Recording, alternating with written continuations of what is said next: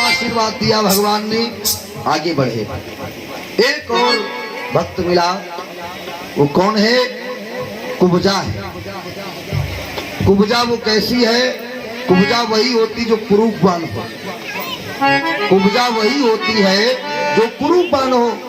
तो एक नारी मिली रास्ते में, टेढ़ी बेड़ी थी 3 जगह से। कन्हैया ने पूछा, देवी तुम कहाँ जा रही हो? कुब्जा ने कहा, महाराज हम जा क्या रही हूँ, ये हाथ में जो कटोरी है ना, इसमें चंदन है। कौन सा चंदन लगाता है कंस मालूम? मामूली चंदन नहीं लगाता था अपने मस्तक में, मलयागिरी चंदन का लेप करता था। चंदनों में सबसे प्रथम क्वालिटी का जो चंदन होता है उसको बोलते मलयागिरी चंदन। तो मलयागिरी चंदन घिसकर के वो कुब्जा लिए जा रही है कंस को लगाने के लिए। कन्हैया बोले, ऐसो करो आज हमारे लगा दो, कंस को रहने दो लगाने। कुब्जा ने भगवान कृष्ण के माथे में चंदन लगाया, लेकिन बलदाऊ जी को चंदन नहीं लगाया और ना बलदाऊ जी ने चंदन लगवाया, पीछे हट गए। जब आंखें से आंखें मिली तो पुरानी हिस्ट्री याद आ गई दोनों को। क्या? कुब्जा को याद आया कि अरे ये तो वही है जिनने हमारी नाक काटी थी। बलदाऊ जी ने कहा, ये वही है जो सतयुग में हमारी पत्नी थी।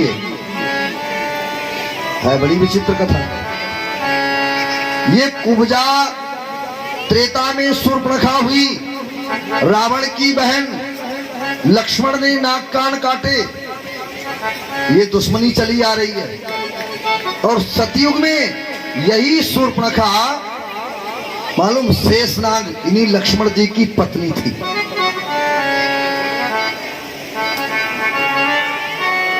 सतयुग में ये शूर्पणखा जो है लक्ष्मण की पत्नी थी। ये शेष थे, ये सर्प थे और वो सर्पिणी है। प्रमाण दे रहा हूं अभी। जोड़ उसी का होता जो उस लायक होता है, हा? लेकिन इसने भगवान शेष से झूठ बोला था। भगवान और लक्ष्मण का प्रण अधूरा रह गया। लक्ष्मण जी ने कसम खाई थी, शूर्पणखा तू चली गई लेकिन मेरा प्रण रह गया। जब भी तेरा जन्म होगा, जहां भी होगा, जैसे भी होगा, तूने हमसे झूठ बोला है एक पति से, इसके बदले में तेरे नाक कान हम जरूर काटेंगे, चाहे हमें 7 बार अवतार लेना पड़े। अब पूछो झूठ क्या बोला? पूरी बात को समझ लो। इस शूर्पणखा का नाम सतयुग में था सुतपा। क्या नाम था? सुतपा। पढ़ना है तो पद्म पुराण में ये प्रसंग मिलेगा, 3 स्कंध में। इसका नाम था सुतपा और शेष की पत्नी थी। तुलसीदास जी ने इसको सीधा कर दिया है। क्या? अहि अहिनी। अहि माने सर्प, अहिनी माने सर्पिणी। राम जी ने संकेत दिया है, शूर्पणखा को कहा कि अहि अहिनी संबंध विधाता और आहई कुमार मोर लघु भाता।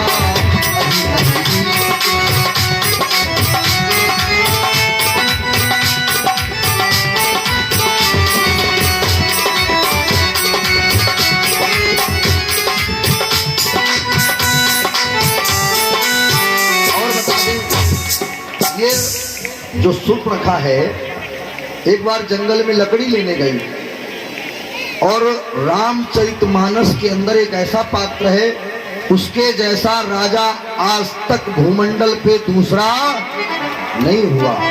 वो राजा कौन है जानते हो? नाम सुना होगा। उस राजा का नाम है महाराजा प्रताप भानु।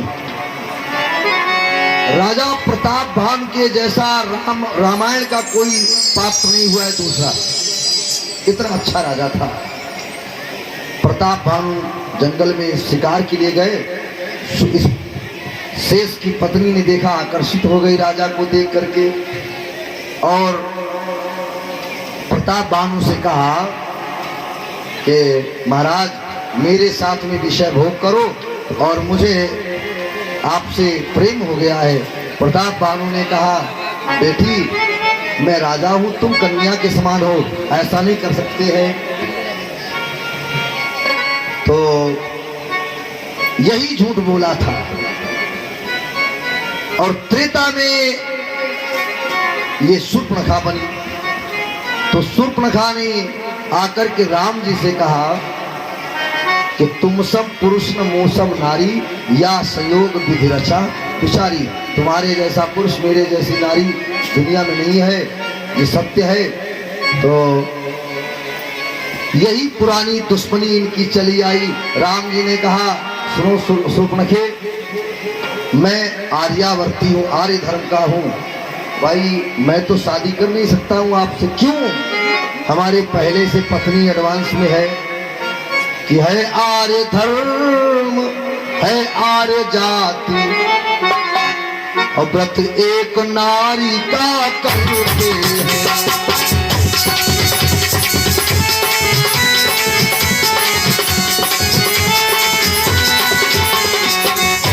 अपनी को छोड़ो पराई को। राम जी ने कहा हे शूर्पणखा, अपनी को छोड़ो पराई को, माता या बहन सब।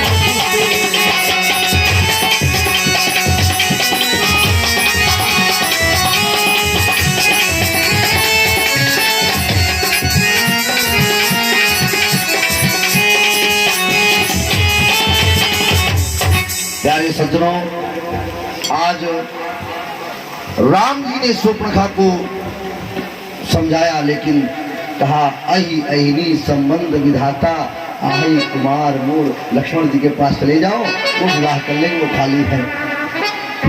लेकिन लक्ष्मण जी ने बहुत अच्छा जहर और उसको पिला दिया। मालूम क्या किया?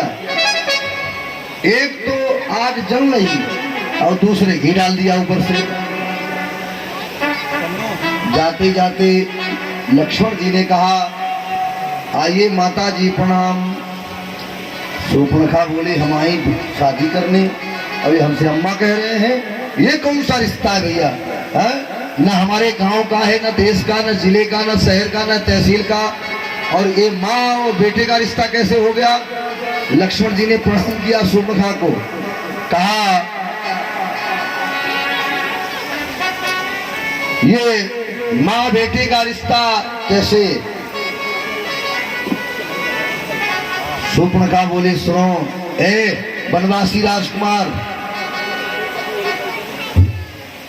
हम गढ़लंक में वास करो और तुम कानन वास करो ब्रह्मचारी। आप जंगल में रहते हो, दूसरे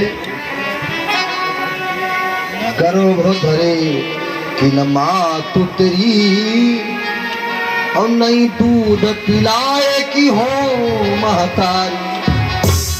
ना हमने तुम्हें गर्भ में रखा, ना गोद में पाला, ना दूध पिलाया, फिर माँ कैसे हो गई तुम्हारी?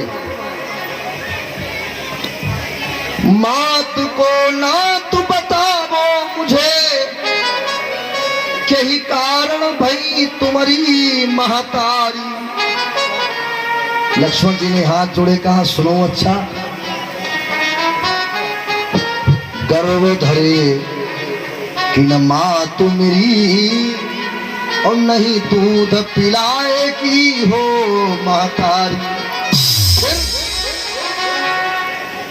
ऐरी निशा चरिए सुनरी, दीप जवई